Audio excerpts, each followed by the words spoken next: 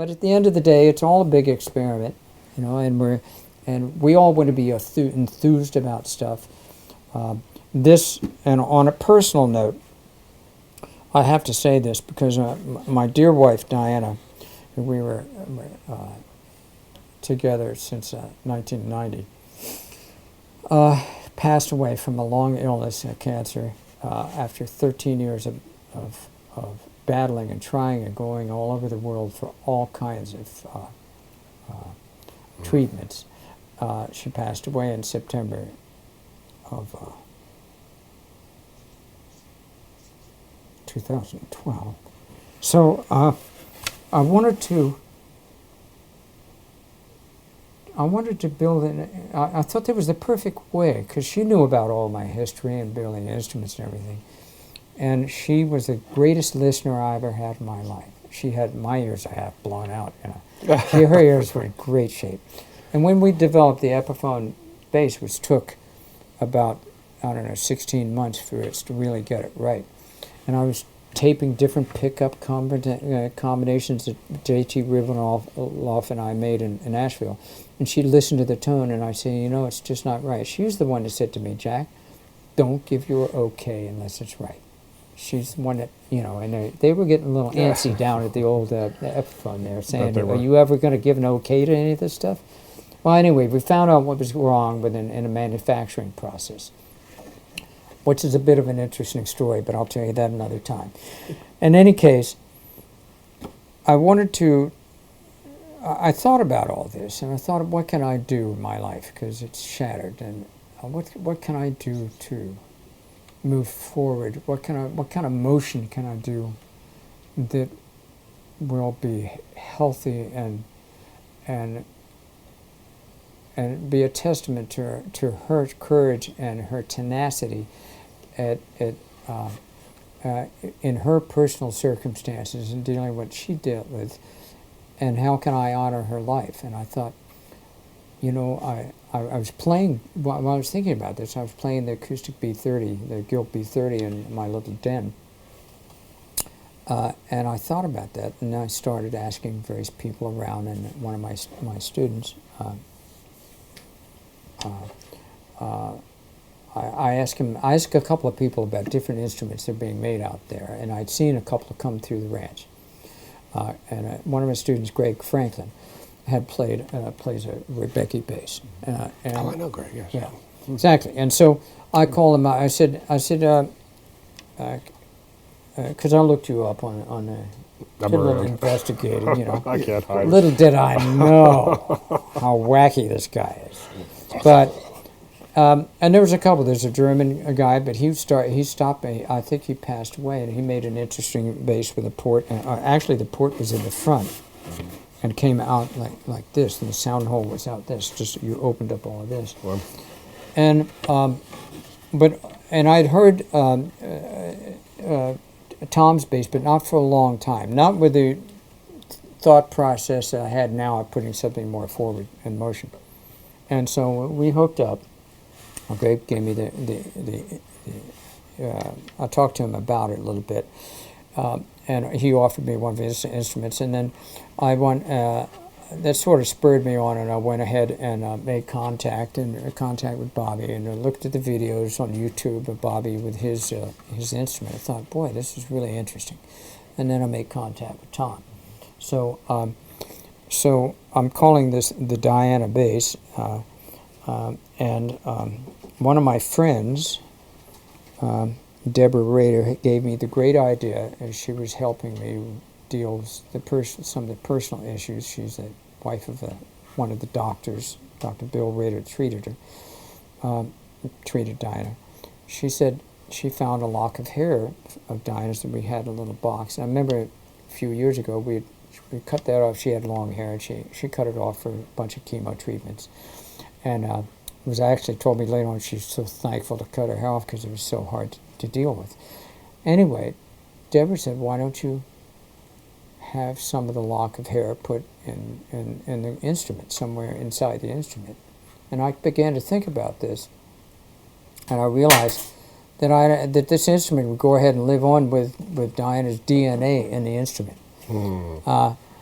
so I'd be hitting a string, and it would be part of the instrument. And I thought, well, this is something that not only keeps your memory alive, but actually she is part of that, because we're all told we dust to dust, and we all become particles again. But I'd never had it laid out to me so blatantly before in front of me. And so I came up and stocked my car up full of my Jeep Grand Cherokee in Los Angeles, and piled all the instruments I had in it, and an amplifier that I like, George Alessandro point-to-point little 30-watt amplifier with a speaker cabinet that I designed with Dave Bunshoft at Aguilar, and that's my acoustic setup, and came up with everything else I could pile in there, and spent a day up here with Tom. Set everything up and plucked different things and played around and got the process going. I didn't know whether he was going to go for it or how it would develop. And I told him all these stories and then let him chew on it for a while. And I didn't hear anything for a while. I thought, okay, and then I got this ream of stuff back from him. And the process was up and running. And spent time with Bobby playing his two instruments that he had. One with a tailpiece anchor, and one with an independent anchor. Pinbridge, yeah. Yes, and he heard Bobby play and listened to his story about how he got into development. A little scared by the 7-year thing, but I thought, well, gee, I'm already about to turn 70. I don't know. Can we put a fire into this guy? And so anyway, apparently I did. Thank goodness. That's a good thing. From my perspective, Jack Casady shows up in your shop and asks you to do something. It's a huge honor to begin with because of what he's had to do with the history of, why we all do what we do here. He's just one of the characters in our business. That what I really appreciate is the fact that after all these years of doing this, you are still attempting to push the envelope of development, ahead by participating in this in a true sense. Like artists call me and they say, make me an instrument, I make them an instrument. But to actually invest in paying it forward to create and leave another instrument on the planet that has some weight to it is huge. And it's people think that I don't want them to participate because they figure they're in my space. But the truth of the matter is, I've been doing this for so long. When somebody comes to me and says, I have this specific goal, it's hugely fun for me. I really enjoy the interaction. I enjoy having my intellect fired by a new challenge because, like I said before, this is 90% making sausage and about 10% what people think it is. It's a lot of worrying carbide and things flying and dangerous operations. But 10% of what you think it is, as we listen to classical music, bending sides. I was telling Jack I like to bend sides still by hand because I love the feel of that to keep my roots here. But anything that relates to building an acoustic instrument that really does chase that model, not the digital model, to me is still where the rubber really meets the road. Because just as music is where the rubber meets the road between mathematical and aesthetic, this is a huge opportunity for me. I've had the pleasure of having Bobby not only here, but as a great friend, and is really my brother for years now. It was a huge bonding experience for us and a very intimate act to build that instrument together. And it's opened up it's really given me a huge gift, which is more important than his friendship and his companionship in my life. Healdsburg would not be the same for me without Bobby here. And, for having you invest in this energy here, I thank you for that because that isn't something that comes lightly. I also understand that it's an homage to Diana, and that is another level. To practice this art on that level is why I call this a practice and not a business, because if I get to work with folks I like to think these instruments have the effect of creating some kind of healing wave in the world. If I can do that with anything, and if we do that going down this road, it's a huge and special honor for me. And so I'm really excited about the challenge, and the ability to actually have you interact with it is really a joy because you've done this your whole life, apparently as a bassist. I'm overqualified for work. I'm afraid I'm stuck with this. Yeah, aren't we all? And it's the great thing is working with people who have had, you have 40 or 50 years on the planet to practice particular art.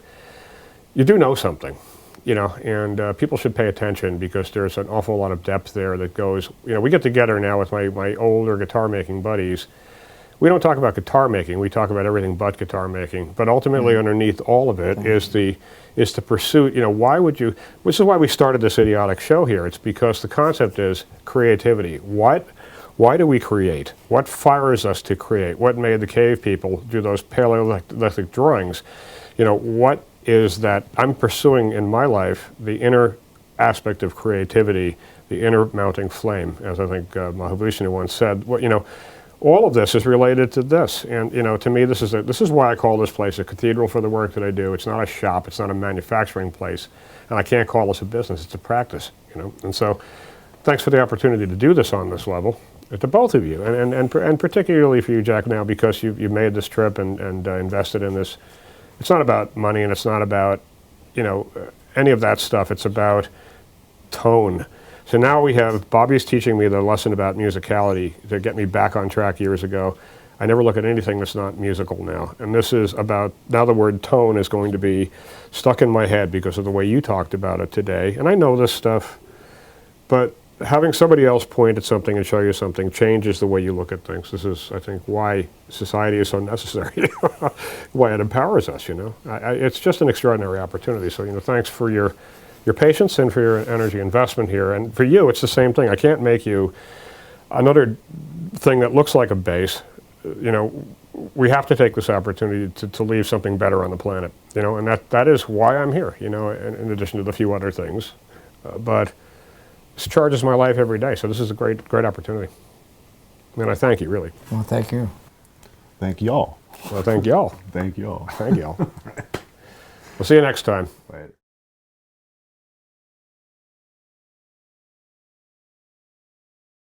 I'll go head back homeward, way back across the hill.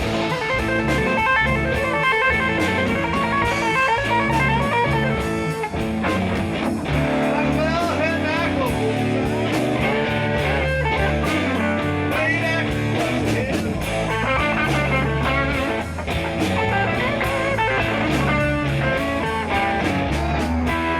Baby don't love me no more, but I know the sister will.